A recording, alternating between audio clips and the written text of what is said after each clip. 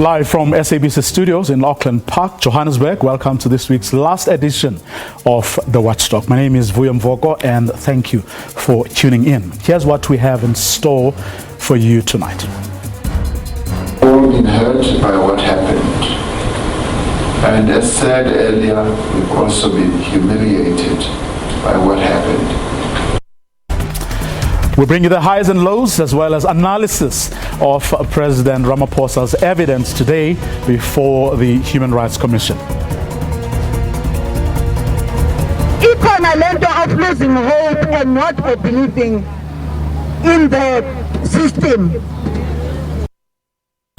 Where to now for former cabinet minister and ANC Women's League president? Will she step aside after a court today sentenced her to 4 years in prison or pay a 200,000 fine for perjury? And how on earth could the Eastern Cape Education Department forfeit 205 million rands when their children still learning under trees and in mud schools in that province? The money that has had to go back to Treasury was meant for construction, maintenance, upgrades and infrastructure rehabilitation. We speak to the department's accounting officer. The Watchdog starts now.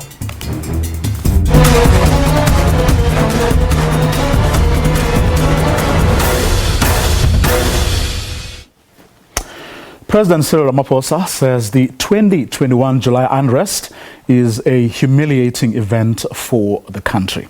He was giving testimony at the South African Human Rights Commission investigative hearings into the unrest that led to damages amounting to billions of rands. More than 300 people died last year after marauding crowds descended on shopping malls and other businesses in parts of Gauteng and KwaZulu-Natal. Nhlanhla Kgatlana was monitoring the proceedings for us and gets us going. I found it humiliating that this South Africa, which is characterized as a middle-income country, could be subjected to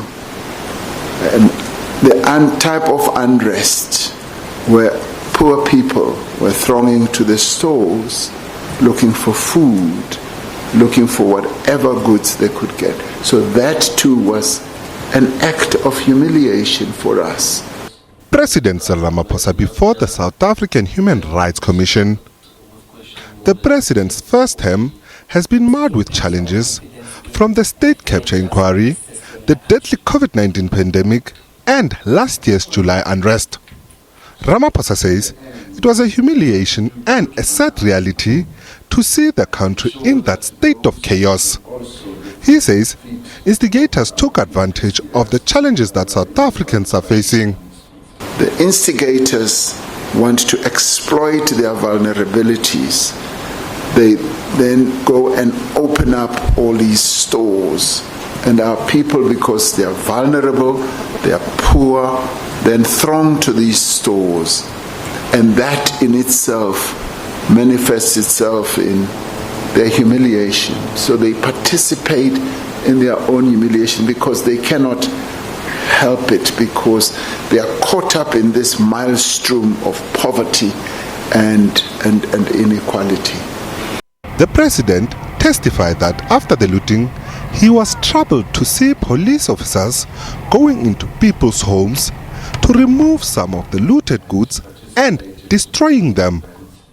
And I was troubled when I saw how they were going like from house to house, searching, finding bags of mealie meal, rice, oil, cooking oil and all that, and taking them out and even seeking to arrest some of the people. That troubled me. Earlier, he corroborated Police Minister Bheki Cele's testimony that they didn't receive any intelligence report. I am yet to see such a report that says this is what we knew, how it was going to unfold. I have not seen such a report myself, because it would have had to say, these are the planners, this is what they intend to hit, They will move from this mall to the next mall and all that. Now, that was not forthcoming. Ramaphosa says government regrets what happened and has reaffirmed his position that the riots were well planned. We are not a failed state yet and will not get there. We are not a failing state because we are rebuilding the capacity of the state. The president concluded his testimony by apologizing to the nation and declaring that the July 2021 riots should never happen again. He says the riots were not only an assault on democracy but on people's rights to freedom and security. Nhlanhla Khatlane, SABC News, Johannesburg. To help us make sense of the things that the president had to say today, the things you heard him saying there and others we are going to play for you. Please welcome my first guests, political analysts, Professors Susan Boyson and SABC Ndletyana. Good evening to both of you, and thank you very much for giving us your time this evening. Good evening, Buyo. Evening, SABC. Just from what you heard there, where Nhlanhla Khatlane, summing up some of the things that the president had to say, just what went through your mind, Professor Boyson? Buyo, indeed, for me there is such an obvious, serious disconnect between the president saying that legal processes are unfolding and that obviously the work of investigative units cannot be prejudiced, etc.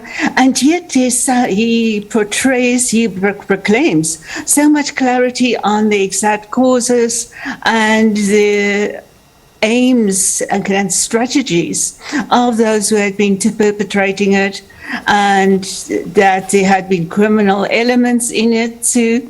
But I found the disconnect in that there's a certainty, but yet claiming that they do not know who did it.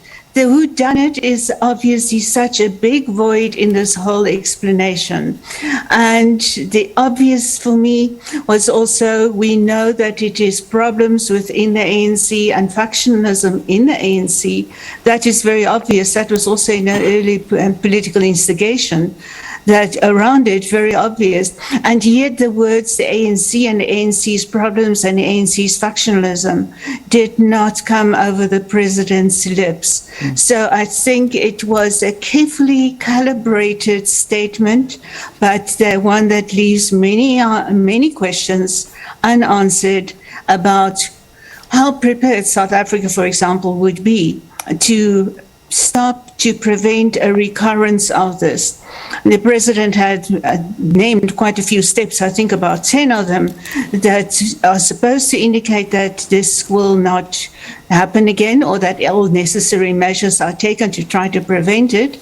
And yet, for me, those questions remain absolutely tangible, and the possibility that it could recur. Professor Ndletyana, what stood out for you? Something quite alarming, which amounts to possible perjury. The president says he didn't get a report from Ayanda Jojo warning him about the possibility of that unrest happening. And yet, Ayanda Jojo is on record saying exactly that she had been providing reports, but not only that, she also followed up asking for meetings with the president to discuss what she thought were alarming reports, right? And she never had that meeting. And secondly, the State Security Council, which is a committee that is set up to look at exactly such matters, never met since President Ramaphosa took office, and only met on the day of the unrest, or after, I can't remember. So one of them is not telling the truth, right? And I I mean, I don't know. It may well be that the president didn't get the reports, but if it did, let's just assume, it would be terrible, because it would mean that he didn't pay attention to reports that were suggesting something so explosive about to happen. So that would be a serious dereliction of duty. And apart from that, and this is what I have been saying since this thing happened, is that the way in which the security forces, everybody, reacted in the aftermath of the event showed an alarming, if not shocking, level of incompetence.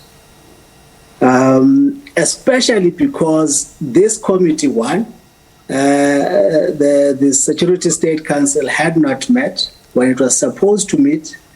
You set up this committee for the purpose that it must meet, so that all the ministers that are concerned with security meet regularly to discuss these things.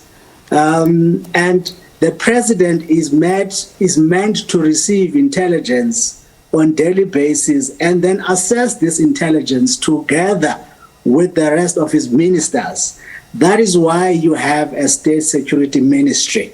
Even though you don't see anything happening in front of you, whoever is plotting something will not go to newspapers or call a press conference to announce it.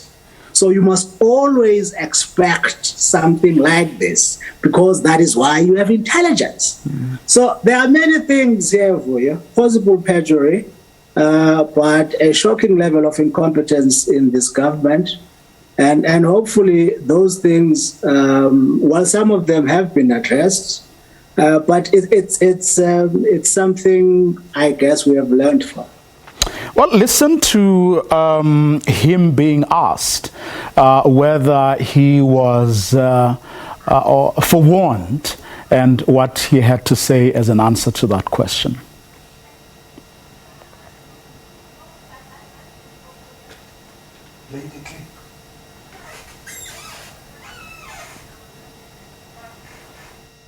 Were you forewarned about the unrest,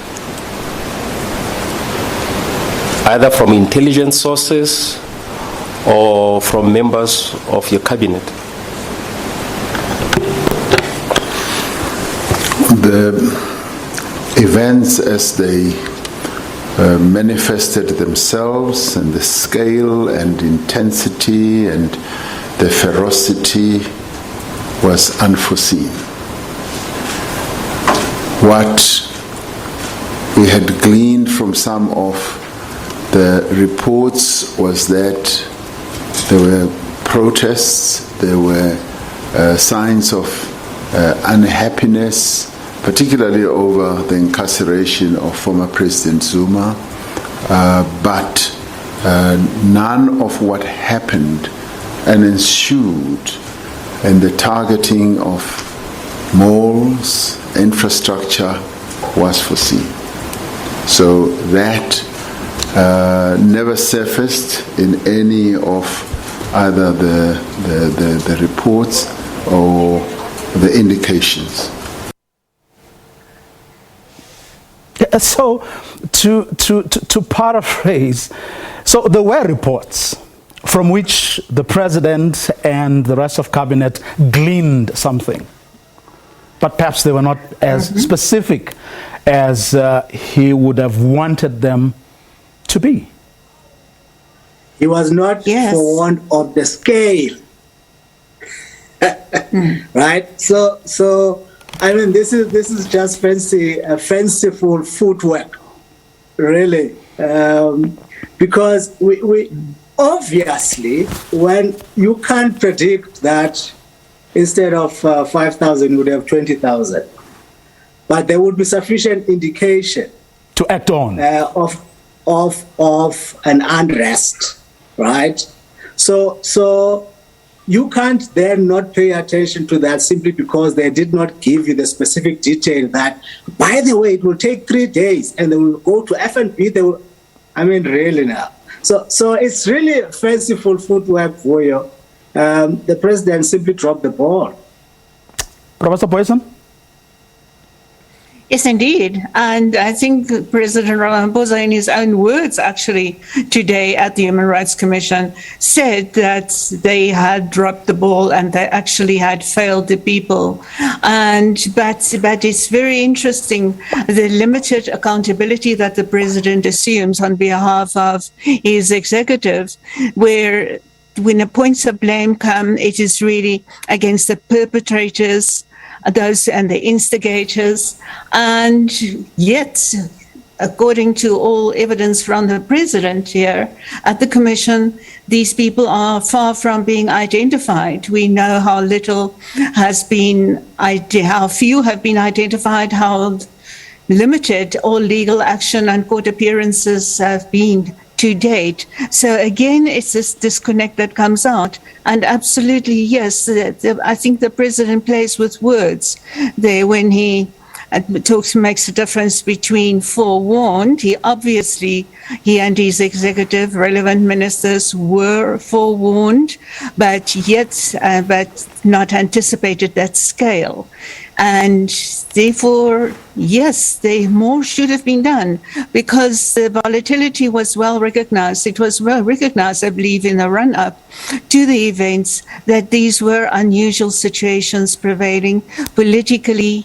In terms of the potential for protest, it was widely expected around the country. The ANC NEC had sent a delegation to outside Nkanda homestead to try to soothe things over. And yet the specific actions had not been forthcoming. And here the president, his executive, and whole state security apparatus really have to take very careful consideration of the steps necessary to make sure they do not again get caught flat-footed and totally, not totally perhaps, but largely unaware of what can be expected. Now, and then the interesting thing is that when all was said and done, the former minister of intelligence was then removed, but the minister of police has stayed on. The National Commissioner of Police left yesterday, and a new one has been appointed.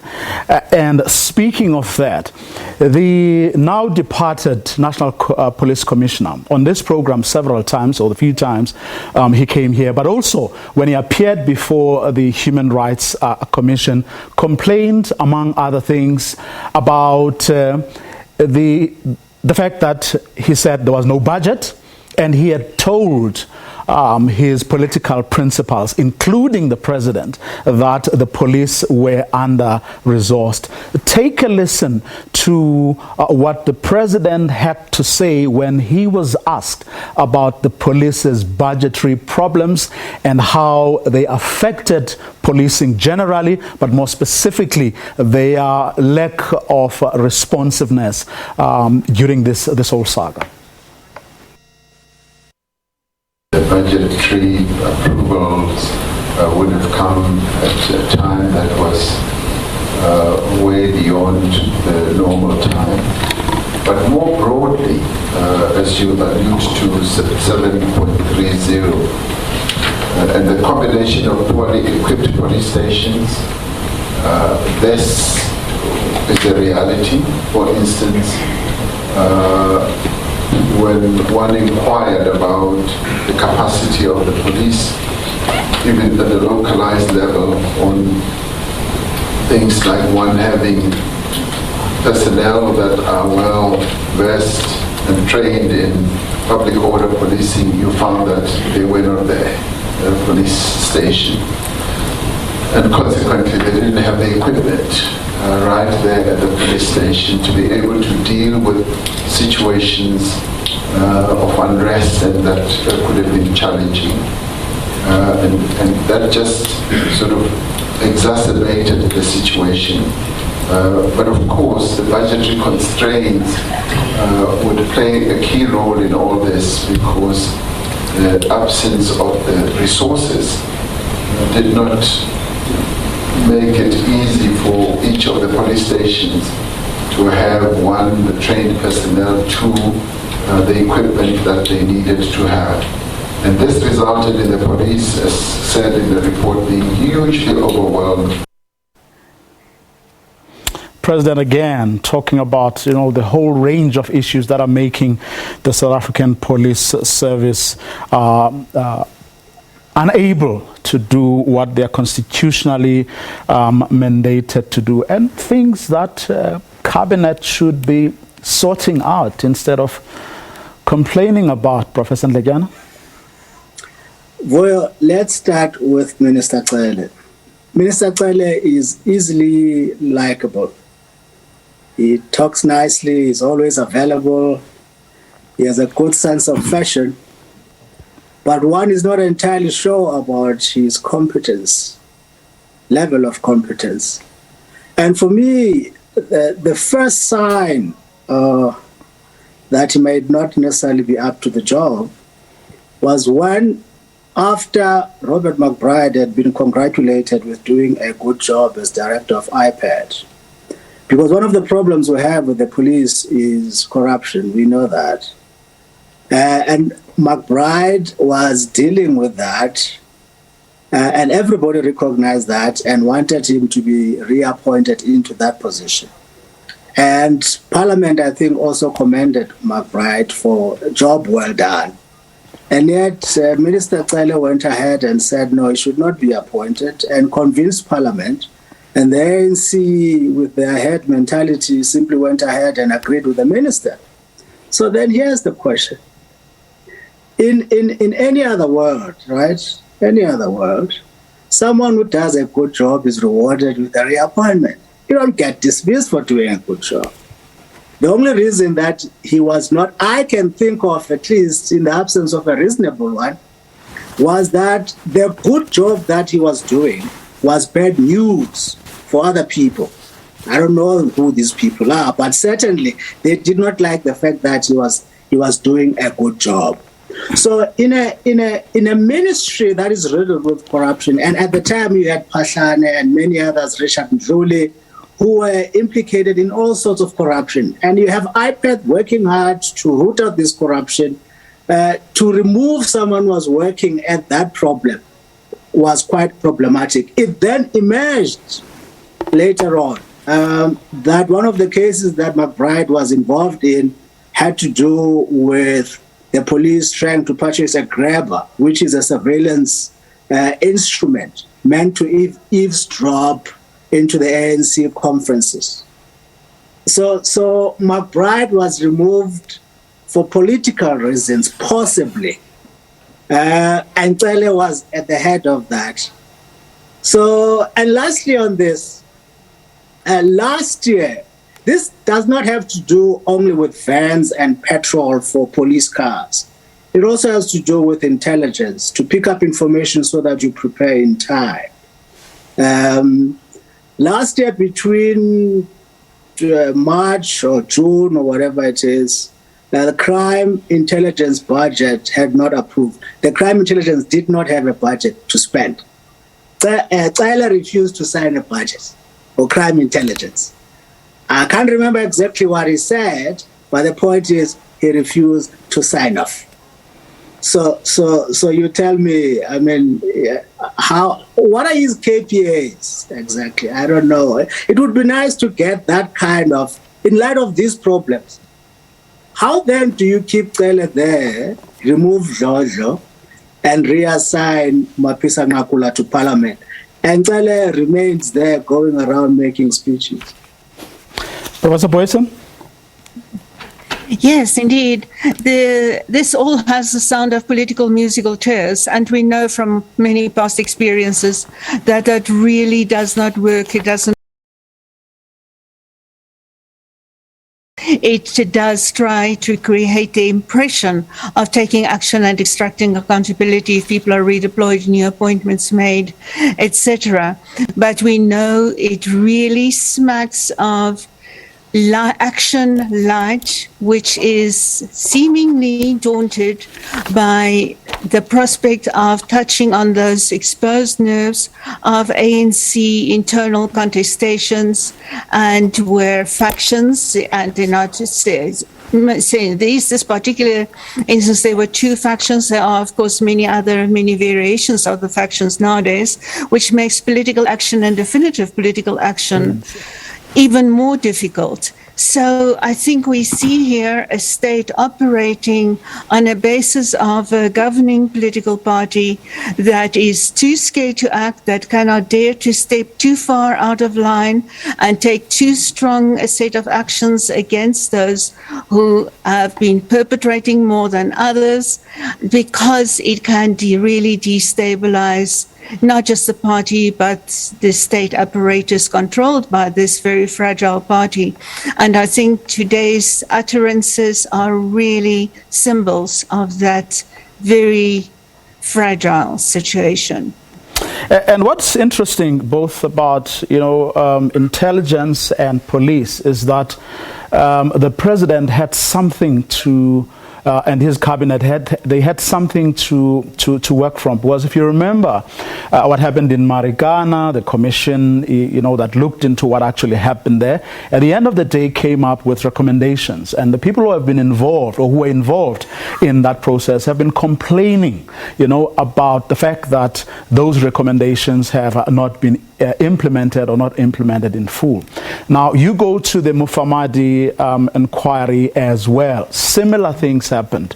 A lot of work went into that. Recommendations were made. And in fact, people asked the president today why the recommendations that came out of that report have still not been implemented. Meaning that the fingers are really pointing, at the executive here. But I just want us to move on to something that you've both just mentioned, which was the role of the governing party in this saga. Take a listen to when the president was then asked about the role of the ANC in this. And you'll remember that the Africa report did say that a lot of what we saw had to do with the ANC's factional battles. But take a listen.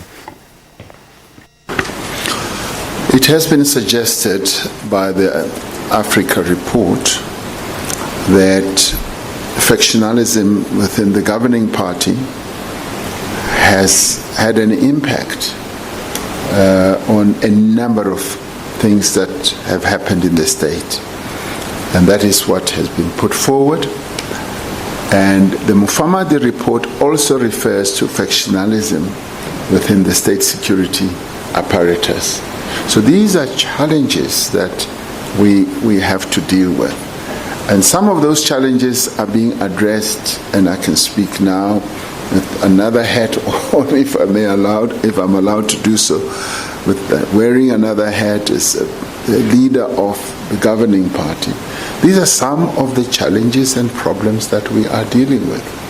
Through our process of renewing the party, making sure that the party is properly repositioned, rebuilt to a point where we do not ever use state resources to fight internal battles.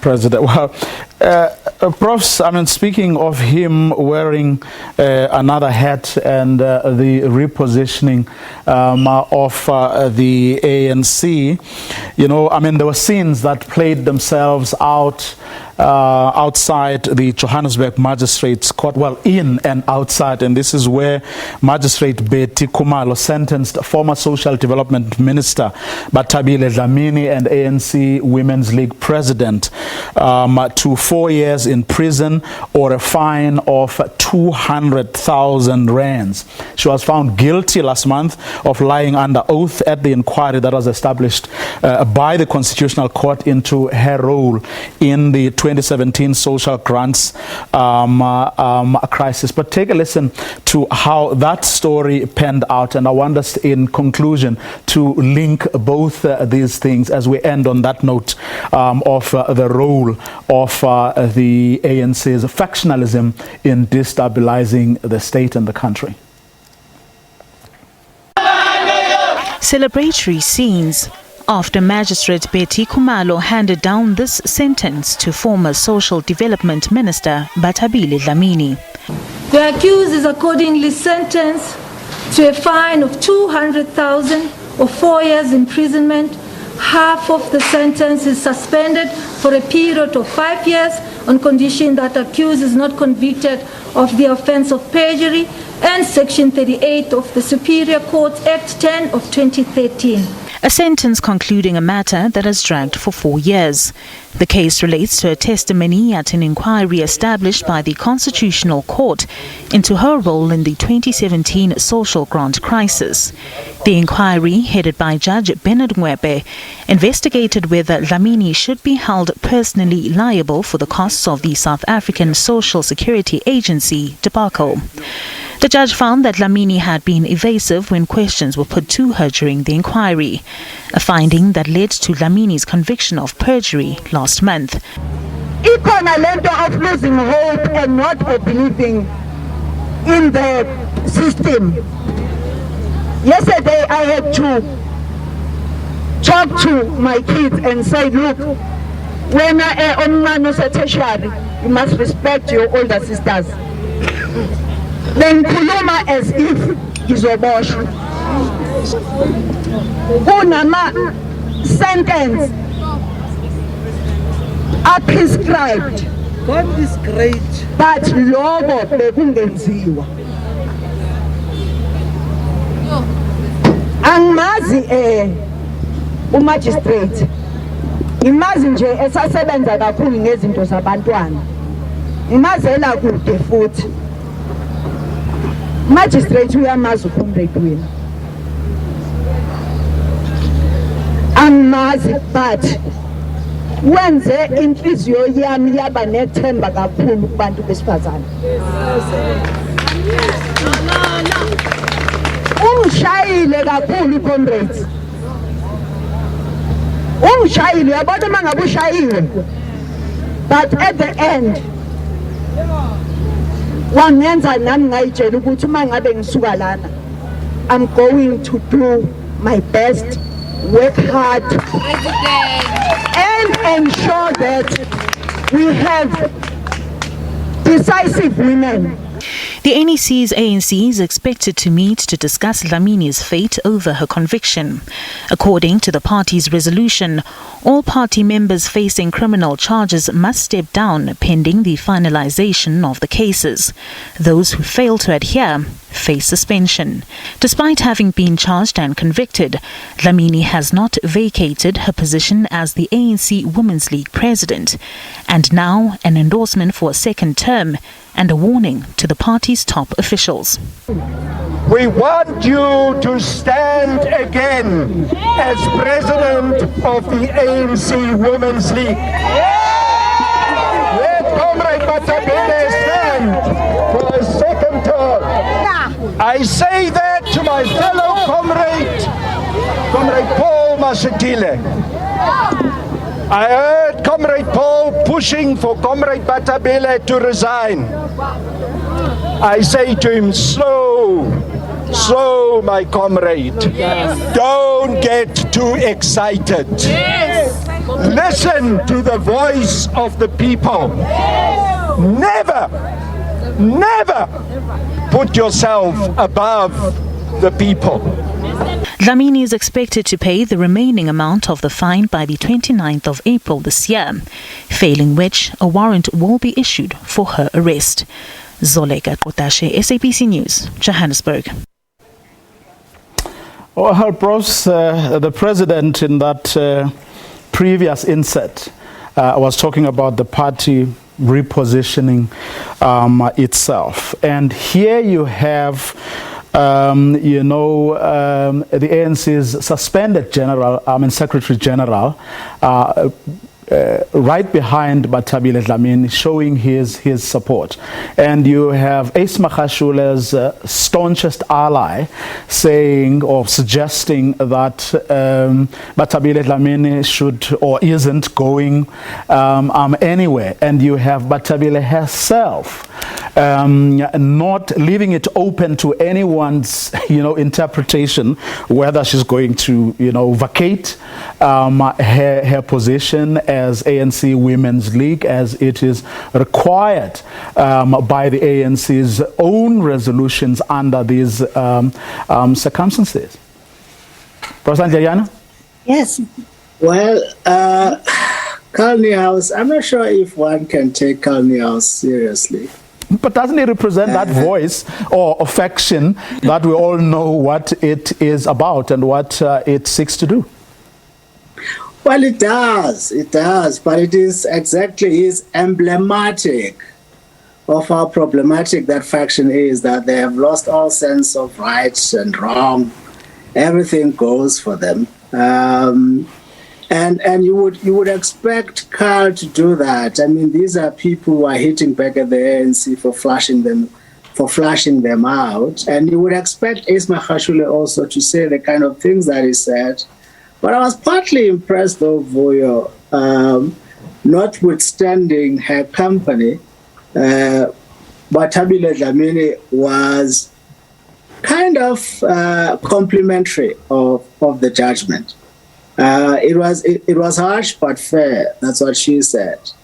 And of course, she might have said other things to save face. Politicians do that. You don't give in publicly, and you don't show signs of weakness. You have to say things that project you as stoic and defiant, especially if you are a member of the RET, because you are supposed to be radical. So radicals can't whip publicly, so they have to show strength. So that's part of the rhetoric. But ultimately, she said she's fine with that sentence. And for the ANC, I mean, also, it doesn't matter what she thinks. For the ANC, they have taken a decision. Those are rules. They might say all sorts of things, but those rules have been enforced, and Ace Magashule's suspension sets a precedence to be followed by everybody. Professor Boyson? Yes, I think what we see unfolding here is really the fallout of incredible tensions combined with incredible level of wrongdoing within a party and very little space to maneuver and to ensure that something like the very important step-down resolution is being enforced. We've heard in other statements that Bathabile Dlamini and people who advise her are calling on Section 25, I believe, in the ANC Constitution, which still holds out that a person can remain in positions if there is an option of a fine and a prison sentence. And in Bathabile Dlamini's case, obviously, there was the option. And the top officials of the ANC are really going to struggle to work their way around this one, because they are not getting a Bathabile Dlamini who is going to step down willingly, and they will be too scared probably to act against her definitively and force her to step down, because they are too scared, like we have seen in the case of the July riots and other cases as well, that they are too scared they will be stepping on the toes of other important personalities in the party. And so really, we really see this dilemma of the ANC living in politics and in politics of party and state very much from day to day. Now, a lot of people have been talking about how our country is exhibiting a lot of, characteristics or traits of a failed state. And among the people who have said that recently is the Director General at Treasury, Dondo Mkhajana. And the president was asked about this. I wish that we could play, but because we don't have time, we're not going to play that clip and the president's response to that. But just your thoughts, having listened to what the president was asked today, the answers he gave. I mean, Professor Boyson, we are talking about an obvious, serious disconnect that you observed, and how his speech, especially his opening remarks, were carefully, calibrated statements, which I'm assuming you're saying really don't take us very far, because, as you said, there were many questions that were not answered. And Professor Ndletyana, I mean, you even take it further to say some of the things that he said there may just amount to perjury. And incidentally, that's what Dlamini was found guilty of. Just your thoughts going forward, given everything that's going to happen this year leading up to all these conferences the ANC is going to have, and all the way leading up to its national conference in December, whether President Cyril Ramaphosa is in fact in a position to do the things that he says the ANC is busy doing, and insisting that it is going to do and do well and in the interest of our country. We have 1 minute between the two of you. Professor Ndletyana, Professor Boyson. Yeah, I think we're really seeing an ANC that is literally out of control of its own party. And when it comes to the state, there are many elements of a failed state. We have been talking about security and intelligence. We know the financial and fiscal limitations there are to the operations of the state. And yet it is a governing party that is still holding on to power and remains in charge of the dispensing so much of the patronage of the social services that are being delivered in the system and in the state. And that is really the anchor that the ANC is handing on. Without that type of system of patronage and social services, the ANC would long have been in charge of a non-state, a failed state. Professor Ndletyana? Well, there is a lot of movement towards changing, towards renewal. A number of committees that have been set up or reconstituted, your DC, your appeals committee, a lot of sober-minded people brought in to drive those processes. So there is a lot of infrastructure that is set up within the ANC to push this forward movement. And I have no doubt that people like Batabile will be shifted aside, and more like her will also be shifted aside, because I think they have turned the corner. But that doesn't mean you won't have turbulence coming up. You have the Zondo report with all its recommendations. The ANC is yet to be tested. But fortunately for the president, he has managed to amass this supportive infrastructure of individuals and committees that are like-minded, because he doesn't want to stick out his head. At least he will have support to do what he has to do. And that's where we're going to leave it. Thanks to both of you, Professors SABC Ndletyana and Susan Boyson, helping us make sense of the President's appearance today before the Human Rights Commission. And up next, we're asking how on earth could the Eastern Cape Education Department forfeit 205 million rands when there are children still learning under trees and in mud schools in that province. That money, by the way, was had to go back to Treasury, yet it was meant for construction, maintenance, upgrades, infrastructure rehabilitation in that province. We speak to the department's accounting officer. Don't go away.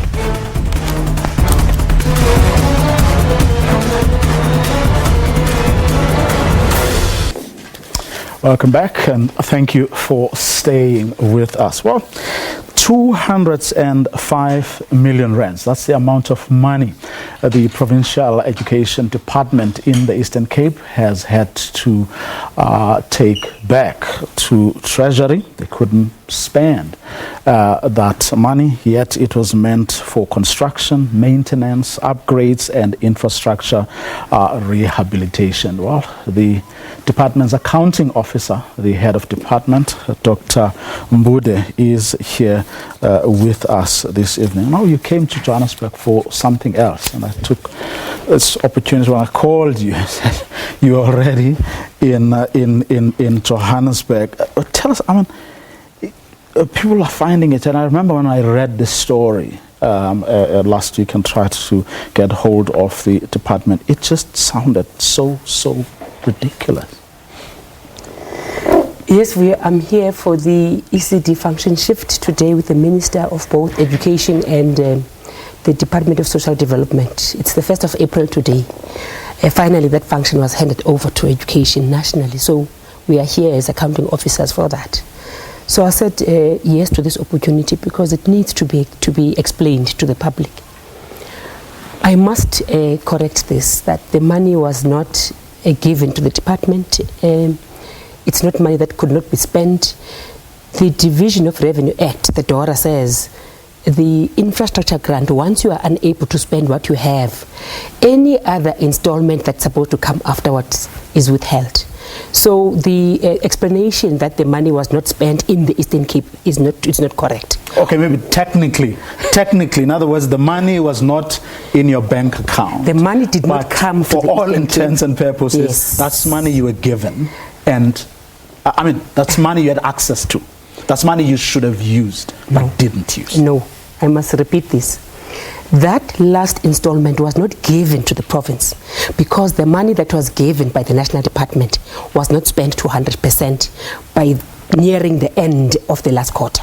So the money was never given to the Eastern Cape. It was withheld because how the grant works. Remember, the Eastern Cape Department of Education does not receive 1 cent from the provincial fiscus for building schools. All the money that we get a conditional grant from the National Department. Now, when the spending on the grant is not going up to expectation, the National Department withholds the installment that must go to the Eastern Cape. So it's the withholding of that money. It doesn't mean that the money was not spent in the province. Why would you allow something like that to happen when there's a need for it? There is a need for that for you, and there is no explanation that can explain that. But what the explanation is there, which is what I'm going to give you right now, is the fact that there are two problems or challenges with infrastructure spending in the province. One, COVID-19, there was no script for COVID-19. In 2020, and this is not just about the Eastern Cape, about all provinces, all the contracts that were on site. In the Eastern Cape, we had 110 termination of work on site. Contractors left because the money that was supposed to go to them, they were not paid that money. It went to COVID-19. That money went to PPEs. That money went to many things because COVID is a disease that nobody anticipated.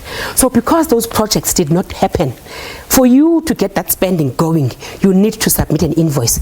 If contractors have terminated, you can't pay them because it means that you would be paying for work not being done, which is also another accounting problem. You can't do that in government. The only way you get expenditure going is for work to happen. If contractors can't do their work, you can't pay them. So this is what has happened. Secondly, with the expenditure of infrastructure grant in the province, we always have had audit findings in the province for the past 10 years. Now, the audit qualification was mainly because we can't find the expenditure that has gone on. The documentation to prove that is what the AG was qualifying us on. Now, any accounting officer that's responsible is to get that framework out first, making sure that that money that has gone now to KZ and where it is most needed, not that it's not needed in the Eastern Cape, we need that money. But if you spend that money and later on find that the money, how you have spent that money is not only irregular, it's fruitless and wasteful expenditure, we can't explain to the public how that money was used. You can't take that money. You must get your house first, clean first, and then make sure that as money comes in, you are able to account and vouch for the money that was supposed to be there. But surely, a fear of getting a negative audit outcome, can't supersede the need to actually spend that money precisely because it is needed. You do have a backlog and you need to deal with that backlog. Is there no middle of the road where, I mean, the issue of, everywhere you go, the issue of the pandemic has been a factor, and everyone knows that and should understand that. So was there no way of saying, but the fact of the matter, guys, is that we do have a backlog. COVID messed our plans up, so can't we find one another somewhere? We did do that. The province did do that. Actually, it is the Department of Education that raised the possibility of the money being withheld from the Eastern Cape. We did find that. We did, like other provinces have tried to protect that money because they have a provincial treasury that is agile to changing and also to meet those contractors halfway. Now we copied from other provinces and said to the provincial treasury, the PFMA section 1510.1.2c says, if there's a problem like that, you can come to the middle, and for those contractors who don't have that money because they were never paid, you can do part payment, but make sure that there's a state guarantee that you can keep it. You don't lose the money as government, because remember, it's going to be fruitless and wasteful expenditure, which is also another breaking of a law. But we did do that. We did indicate that. Response? No, we can't. The response was Reason? we can't. The reason is that in government, you must do work first, then you get paid. You can't support people because of COVID-19. That was the response that you got. So the impression that we did nothing about it is not correct. We did do that. We asked for that. We even got the National Department to assist us there. We couldn't. We understand why, because the history of the province has particular cases whereby people were partly paid before and services were not rendered. So you find yourself in this conundrum where you have to choose, do I go against the law, or do I support these people as the PFMA dictates, but because as the province we are not yet there like other provinces. It's unfortunate. Well, we're going to leave it there for tonight. Sorry, I couldn't ask about your early childhood development function and why that's important for you. I mean, this issue was more important than that. Dr. Naledi Mbude, who is the HOD of Education in the Eastern Cape. And that's our program for this evening. To join us again on Monday. Have a good night and a great weekend.